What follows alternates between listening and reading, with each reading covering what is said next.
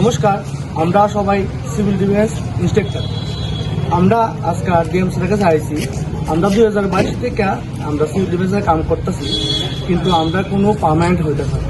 যে জায়গা আমরা পূর্বরাজ্য বাদে অন্যান্য ডিস্ট্রিক্ট অন্যান্য রাজ্যগুলিতে প্রত্যেকটি জায়গায় রেগুলার হয়ে গেছে না, কিন্তু আমরা কোনো রেগুলার হয়েছে না। তার লেগে আমরা একটা লিখিত আমরা আজকে দিমু। এটার ভিতরে আমরা গাইডলাইন্স আছে, কিছু গাইডলাইন্স অনুযায়ী আমরা আজকে ডিএম স্যারের কাছে এটা জমা দিছি। আচ্ছা, এটা কপি লিয়েছি আমরা একটা। তো স্যারে কইছে যে এটা দেখবো এটা করা যায়। আর যদি দ্বিতীয়ত আমরা যদি এটা যদি খুশি না হয়, তাহলে আমরা অন্য লেভেলে আমরা কথা বলি।